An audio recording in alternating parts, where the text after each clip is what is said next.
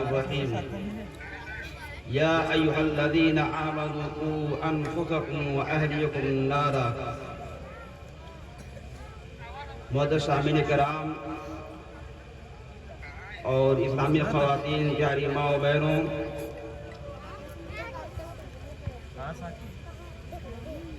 آج اس اجلاس کے اندر میں عورتوں کی کیا ہمت ہے مذہبی اسلام کے اندر، اس کے تعلق سے چند باتیں عرض کروں گا۔ اللہ تبارک و تعالیٰ نے قرآن مجید کے اندر فرمایا ہے یا ایھا الذین آمنوا قوا انفسکم واہلیکم نارا، کہ اے ایمان والو تم اپنے آپ کو جہنم کی آگ سے بچاؤ اور اپنے اہل و عیال کو جہنم کی آگ سے بچاؤ۔ میرے اسلامی بھائیوں،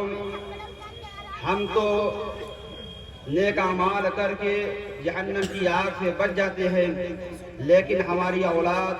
چاہے بیٹے کی شکل میں ہو چاہے بیٹے کی شکل میں ہو، ہم اگر اس کی پرورش نہیں کر پاتے ہیں، ان کی دینی تعلیم نہیں دے پاتے ہیں، تو ہماری اولاد جہنم کی آگ سے نہیں بچ پاتی ہے۔ اس کے ذمہ دار والدین ہوتے ہیں، ماں و باپ ہوتے ہیں،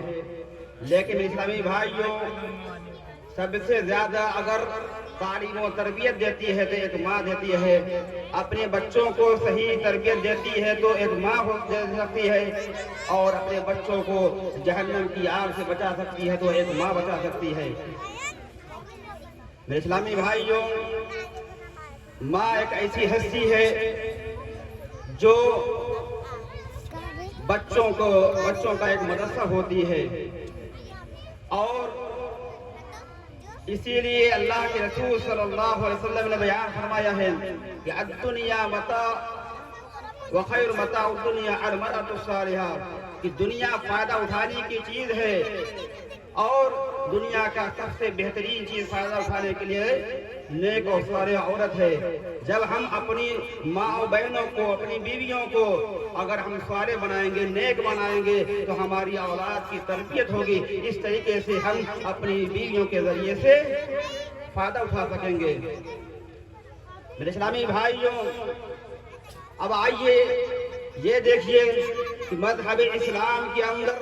عورت کی کتنی ہمت اور طاقت ہوا کرتی ہے۔ صحیح بخاری شریف کی حدیث ہے، راوی حدیث حضرت ابو سعید خدری رضی اللہ عنہ بیان کرتے ہیں کہ ایک مرتبہ ایک عورت اللہ کے رسول صلی اللہ علیہ وسلم کی خدمت میں حاضر ہوئی اور عرض کرنے لگی کہ اے اللہ کے رسول، آپ کی وعظ و نصیحت، آپ کی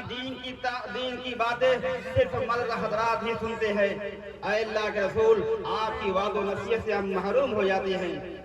اے اللہ کے رسول ہمارے لیے کوئی خاص دن متعین کر دے تاکہ ہم جمع ہو جائے اور ہم وہ باتیں سنیں جو اللہ رب العالمین نے آپ کو بتلائی ہے۔ میرے اسلامی بھائیوں، ذرا غور کیجئے کہ اس خاتون کو اللہ رب العالمین نے یہ حوصلہ دیا، یہ ہمت دیا کہ وہ عورت نبی صلی اللہ علیہ وسلم سے کہتی ہے کہ اے اللہ کے رسول ہمارے لیے بھی کوئی خاص دن متعین کر دے، کوئی خاص دن متعین کر دے تاکہ ہم قال اللہ کی باتیں اور آپ کی باتیں سن سکے۔ یہ حوصلہ اور یہ طاقت اس مومنہ خاتون کو ملی تھی تو اسلام کی تعلیم سے ملی تھی، نبی صلی اللہ علیہ وسلم کے پیغام سے ملی تھی۔ بہرحال نبی صلی اللہ علیہ وسلم نے کہا کہ اے خاتون، تم لوگ فلاں دن جمع ہو جایا کرو اور میں تم لوگوں کو وہ باتیں بتلاؤں گا جو اللہ رب العالمین نے مجھے بتایا ہے۔ میرے اسلامی بھائیوں، اس حدیث سے ہمیں جو چیز بتلانا وہ یہ ہے کہ ایک عورت اگر چاہے تو ایک دینی اجلاس قائم کر سکتی ہے، ایک دینی پروگرام قائم کر سکتی ہے،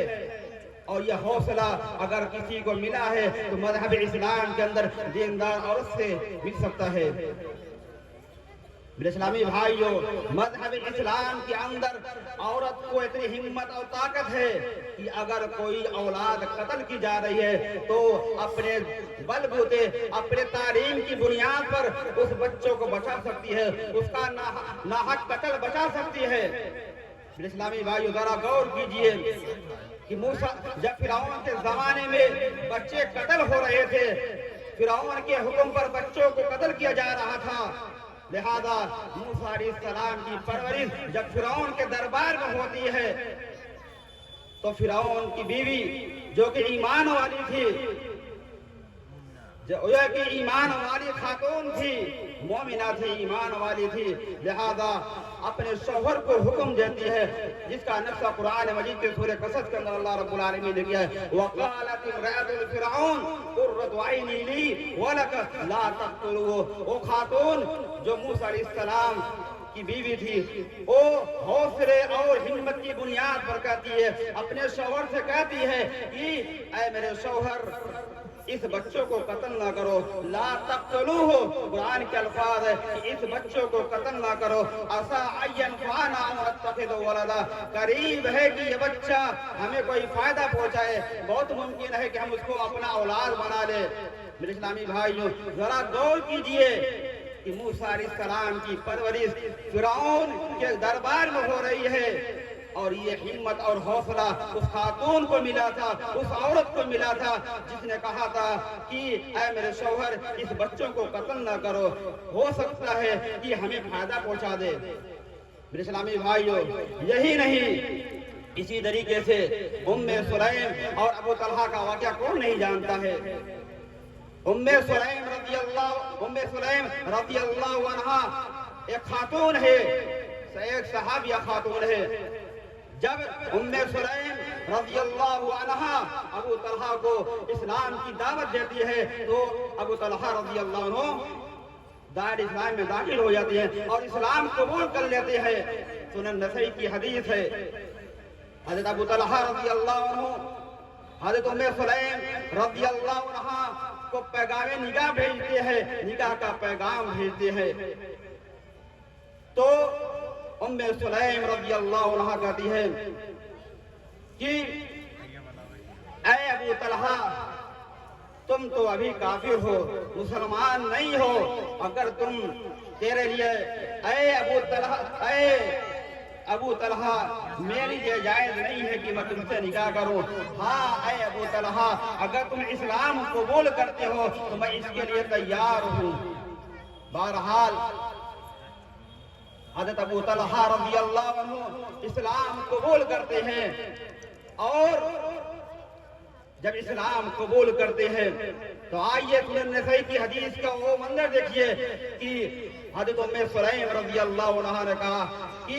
اے ابو طلحہ اگر تم اسلام قبول کرتے ہو تو تمہارا اسلام لانا میرے لیے مہر مقرر ہوگا۔ چنانچہ ابو طلحہ رضی اللہ عنہ اسلام قبول کرتے ہیں اور ان کا اسلام لانا یہی مہر مقرر ہوتا ہے۔ میرے اسلامی بھائیوں، اس حدیث سے ہمیں جو چیز بتلانا ہے وہ یہ ہے کہ ایک خاتون اگر چاہے تو غیر مسلم کو مسلم بنا سکتی ہے، اسلام کی دعوت دے سکتی ہے، اور یہ ہمت اور حوصلہ اور یہ طاقت اگر کوئی دے سکتی ہے تو ایک مومنہ خاتون دے سکتی ہے۔ میرے اسلامی بھائیوں، مذہب اسلام کے اندر عورت کو بہت زیادہ ہمت اور حوصلہ ملا ہے۔ اگر ایک خاتون کو اگر دینی تعلیم مل جائے اور سچی تعلیم مل جائے، مذہب اسلام کی جو سچی تعلیم ہے، دینی تعلیم مل جائے تو جائز اور ناجائز کو سمجھ جائے، اور یہی نہیں حلال و حرام کو بھی جان جائے، توحید اور شرک کو بھی جان جائے کہ کیا ہمارے لیے جائز ہے، کیا ہمارے لیے ناجائز ہے۔ میرے اسلامی بھائیوں، اگر عورت کو دینی تعلیم مل جائے تو خود اپنے بچوں کی، اپنی بیٹیوں کی، اپنی بہنوں کی، اور اسی طریقے سے اپنے بچوں کی، اپنے اولاد کی، اپنے بھائیوں کی، اپنے پوتے کی، پڑپوتے کی، دیگر لوگوں کی اصلاح کر سکتی ہے۔ میرے اسلامی بھائیوں، مستدرک حاکم میں حدیث ہے، ایک مرتبہ اماں عائشہ صدیقہ رضی اللہ عنہا کا کسی کام کے لیے مدینہ سے مکہ مکرمہ جانا ہوا۔ جیسے ہی اماں عائشہ صدیقہ رضی اللہ عنہا کا مکہ مکرمہ پہنچنا ہوتا ہے، خبر ملتی ہے کہ اما عائشہ صدیقہ رضی اللہ عنہ کے بھانجے نے کسی کے باغ کے اندر داخل ہو گئے ہیں، صرف باغ ہی کے اندر داخل نہیں ہوئے ہیں بلکہ اما عائشہ صدیقہ رضی اللہ عنہ کے بھانجے اور ایک صحابی رسول طلحہ بن عبید اللہ رضی اللہ عنہ، یہ دونوں صحابی رسول بھانجے یہ دونوں لوگ باغ میں داخل ہو جاتے ہیں اور مالک کے بغیر اجازت کے باغ کے پھل کو کھا لیتے ہیں۔ اما عائشہ صدیقہ رضی اللہ عنہ کو معلوم ہوتا ہے کہ میرے بھانجے نے کسی کے باغ میں داخل ہو کر بغیر اجازت کے داخل ہوئے اور بغیر اجازت کے پھل کو کھا لیا۔ بہرحال اما عائشہ صدیقہ رضی اللہ عنہ مکہ سے فوراً مدینہ منورہ کی طرف لوٹتی ہے اور راستے میں ملاقات بھانجے سے ہو جاتی ہے اور صحابی رسول سے ہو جاتی ہے۔ اما عائشہ صدیقہ رضی اللہ عنہ نے کہا کہ اے میرے بھتیجے، کیا تمہیں معلوم نہیں ہے کہ کسی کے باغ کے اندر بغیر اجازت کے داخل ہونا منع ہے شریعت اسلامیہ کے اندر، اور پھل کھا لیا تمہاری یہ جائز نہیں ہے، تو محمد صلی اللہ علیہ وسلم کے اہل بیت میں سے تمہاری یہ قطعاً جائز نہیں ہے۔ میرے اسلامی بھائیوں، ذرا غور کیجئے کہ اما عائشہ صدیقہ رضی اللہ عنہ نے اپنے بھانجے کو بھی ڈانٹا پھٹکارا اور اس صحابی رسول طلحہ بن عبید اللہ رضی اللہ عنہ کو بھی ڈانٹا پھٹکارا۔ میرے اسلامی بھائیوں، اگر ایک خاتون چاہے تو اپنے بچوں کی، اپنے پوتوں کی، اپنے بھانجے بھانجی کی اور دیگر لوگوں کی اصلاح کر سکتی ہے اور اپنے گھر کا ایک اچھا معاشرہ اور ایک اچھا گھر بنا سکتی ہے۔ میرے اسلامی بھائیوں، اسلام کے اندر عورتوں کو بہت ساری ہمت اور حوصلہ ملا ہے، اگر عورت چاہے تو ان تمام کاموں کو کر سکتی ہے۔ بہرحال اب حکیم اللہ رب العالمین سے دعا ہے کہ مولا کریم ہم تمام لوگوں کو اسلام کی صحیح تعلیم پر عمل کرنے کی توفیق فرمائے، آمین وآخر رب العالمین۔